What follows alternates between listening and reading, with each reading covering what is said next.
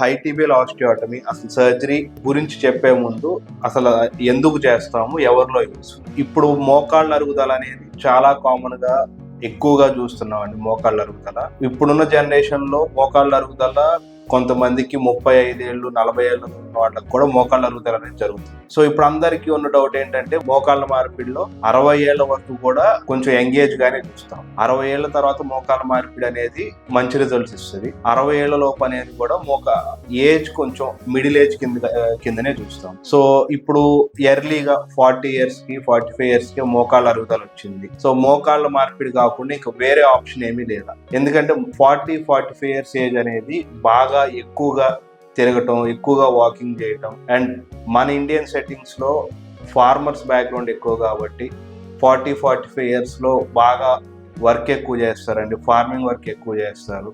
వాళ్ళకి knee replacement చేసిన దగ్గర నుంచి కింద కూర్చోవద్దు ఇలాంటి రిస్ట్రిక్షన్స్ చెప్పినా కానీ వాళ్ళు ఫాలో అవడానికి కుదరదు. సో మనం మోకాళ్ళ అరుగుదల ఇప్పుడు 40-45 years లో ఎవరైనా పేషెంట్ వచ్చారు, వాళ్ళకి మోకాళ్ళ అరుగుదల ఉంది.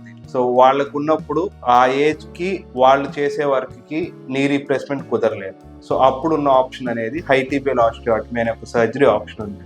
సో హై టిబియల్ ఆస్టియోటమీ అంటే మోకాళ్ళ అరుగుదల ఎక్కడైతే ఉందో చూసుకొని ఆ అరుగుదల ఎక్కడైతే మోకాలు అరుగుతుందో ఆ ఏరియాని ఆఫ్లోడ్ చేయడానికి హై టిబియల్ ఆస్టియోటమీ అనే సర్జరీ వాడతాం. అంటే ఆఫ్ లోడ్ అంటే ఎక్కడైతే మన మోకాల్లో బోన్ మీద ఎక్కువ స్ట్రెస్ అరిగిపోతుందో ఆ అరుగుతున్న ఏరియా మీద స్ట్రెస్ పడకుండా చూడటానికి హై టిబియల్ ఆస్టియోటమీ అనేది చేస్తాం. సో నార్మల్ గా మన బాడీలో హిప్, నీ అండ్ యాంకిల్ అనేవి ఒక స్ట్రైట్ లైన్ లో ఒక వెయిట్ ట్రాన్స్ఫర్ అనేది హిప్ జాయింట్ సెంటర్ నుంచి నీ జాయింట్ సెంటర్ కి, యాంకిల్ జాయింట్ సెంటర్ కి ఒక స్ట్రైట్ లైన్ లో ఆ వెయిట్ ట్రాన్స్ఫర్ అనేది జరుగుతుంది. దీన్ని మేము మెకానికల్ అలైన్మెంట్ అంటాం.